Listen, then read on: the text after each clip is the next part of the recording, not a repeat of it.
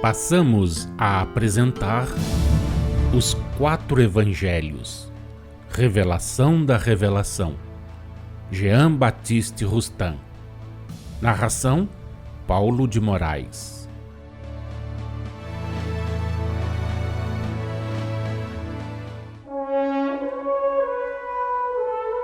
Número 133. Pergunta: qual é, despojado da letra o espírito e em verdade, a significação do versículo 1º do capítulo 10 de Mateus?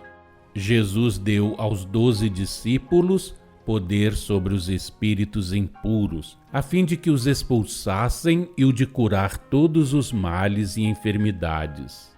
Do versículo 15 do capítulo 3 de Marcos: e Jesus lhes deu o poder de curar as doenças e de expulsar os demônios.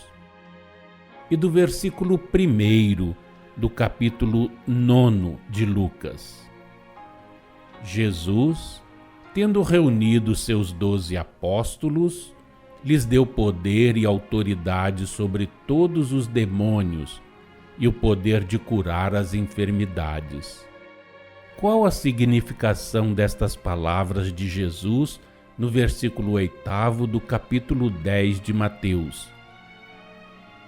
Restituí a saúde aos doentes, ressuscitai os mortos, limpai os leprosos, expulsai os demônios.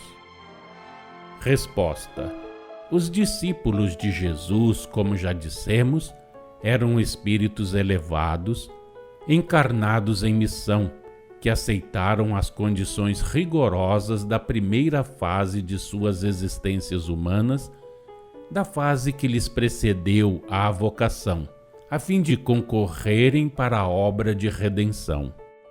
Em seus trabalhos, tiveram o auxílio dos espíritos superiores que os acompanharam sempre, neutralizando neles a influência da carne sobre o espírito, adicionando-lhes às faculdades as de que dispunham. Desse concurso resultaram as grandes coisas que os apóstolos realizaram. Eles aceitaram aquela existência humana, cuja primeira parte devia transcorrer em condições tão humildes quanto vulgares, a fim de melhor fazerem sentir a transformação do portageiro, do pescador ignorante, em homem inspirado, manejador de todos os idiomas e capaz de operar milagres à vista das nações espantadas.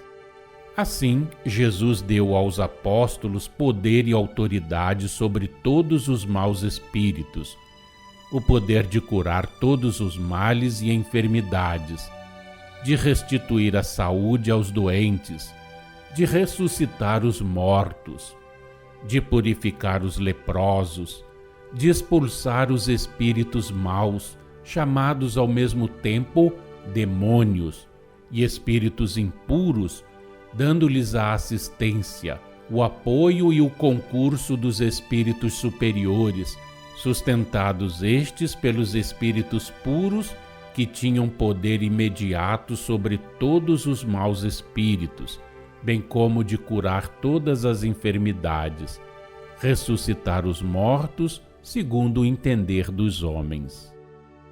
Os apóstolos eram médiuns, quer dizer, intermediários entre os espíritos superiores que os assistiam e os homens. Com o auxílio das faculdades mediúnicas, sob a ação e a influência medianímicas, é que eles obraram e falaram, a fim de concorrerem para a obra de redenção. Para expulsarem os maus espíritos, isto é, para libertarem os homens da subjugação, tanto corporal como corporal e moral, ordenavam aos obsessores que se afastassem da vítima, empregando as mesmas palavras de que usava Jesus: sai desse homem. E os obsessores se afastavam no mesmo instante, por ato da vontade dos espíritos superiores, sustentada, se necessário, pela dos espíritos puros. Para restituir a saúde aos doentes, limpar os leprosos, curar todos os males e enfermidades, impunham as mãos ou ungiam com óleo os enfermos, obrando por ato da própria vontade e pela ação magnética humana. Ao mesmo tempo, os espíritos superiores, associando sua vontade à deles por meio do magnetismo espiritual, escolhiam e lhes punham ao alcance os fluidos apropriados aos efeitos, aos resultados que tinham de ser obtidos, à cura que se havia de operar. Ungiam com óleo muitos doentes apenas para tornar a ação que exerciam mais compreensível aos homens. Nenhuma necessidade tinham para obterem a cura de recorrer a esses meios materiais externos, porquanto a mão do magnetizador humano ou a vontade do justo teriam enviado, sem isso, ao organismo os fluidos de que se achavam carregados os óleos empregados. Aplicando o das oliveiras, usavam dos meios postos a seu alcance, a fim de mostrarem que tudo pode servir para a execução dos desígnios de Deus quando se tem fé. Quanto a estas palavras de Jesus aos apóstolos, ressuscitai os mortos, tratai de as compreender em espírito e em verdade. As leis naturais que Deus estabeleceu desde toda a eternidade são imutáveis, já o temos dito, e a vontade também imutável de Deus não as derroga nunca, nem jamais força o espírito a se unir à podridão, a um cadáver. Jesus precisava, a bem do êxito de sua missão terrena, para que ela produzisse os devidos frutos naquele momento e no futuro, impressionar fortemente a imaginação dos homens materiais e atrasados da época, apropriando ao mesmo tempo a linguagem de que se servia a seus preconceitos e crenças. Precisava preparar as gerações que teriam de receber nos tempos determinados pelo Senhor e quando o indispensável progresso estivesse realizado, a nova revelação que fora predita e que hoje vos é trazida pelos Espíritos, órgãos do Espírito da Verdade. Quando Jesus dizia aos apóstolos: "Ide e ressuscitai os mortos", empregava palavras humanas, conhecidas e compreendidas. Nenhum termo havia com que se exprimisse o estado cataléptico e a volta do espírito ao corpo a que se achava ligado e preso pelo laço fluídico do perispírito. O estado cataléptico, reconhecido mais tarde, era quase ignorado dos antigos, que, solícitos em afastar de si os focos de infecção, queimavam seus mortos ou os encerravam em túmulos, logo que se apresentavam sinais indicadores para eles da cessação da vida. Quantas expiações pelo fogo ou pela fome se verificaram assim naquelas épocas em que a ignorância dos homens servia para que muitos pagassem crimes cometidos em anteriores existências. Vimos de dizer que os antigos quase ignoravam o estado cataléptico, porque apenas alguns homens mais adiantados tinham dele noção. Esta era, porém, vaga, porquanto não a compreendiam nem científica nem espiriticamente. Os apóstolos, os discípulos, a multidão que se premia em torno de Jesus, a turba dos escribas, dos fariseus e dos sacerdotes o desconheciam completamente.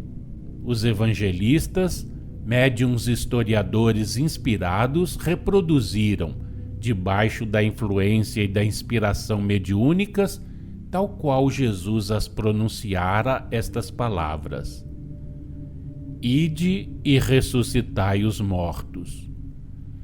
empregaram as expressões de que dispunham para relatar os fatos, mas sem possuírem o segredo do pensamento que Jesus ocultara sob aquelas palavras, as quais para eles, como para os outros homens, ficavam sujeitas às interpretações humanas.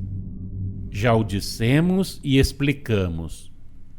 Todas as ressurreições de pessoas consideradas mortas pelos homens, de que falam tanto o Antigo Testamento como a Boa Nova, não foram mais do que a cessação do estado cataléptico.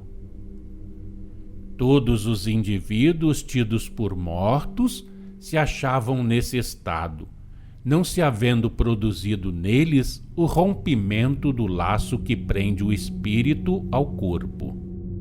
Considerados por todos como mortos, mortos teriam eles ficado realmente se não for ao socorro dos espíritos puros, dos espíritos superiores, que com a sua vontade poderosa e com seu poder magnético assistiam tanto os profetas, que inconscientes dessa assistência e desse concurso, atribuíram do mesmo modo que os outros homens a ressurreição do morto a uma ação direta do próprio Deus, como aos apóstolos, que inconscientes também dessa assistência e desse concurso, atribuíam do mesmo modo que os outros homens a ressurreição a uma ação direta do próprio Mestre. Quer com relação aos profetas, quer com relação aos apóstolos, os espíritos puros, os espíritos superiores, obravam sob a direção de Jesus, pois, como sabeis e nunca deveis perder de vista, Jesus é o protetor e o governador do vosso planeta. É quem presidiu à sua formação e quem desde então o dirige, como também o é da humanidade terrena, que será por ele conduzida à perfeição.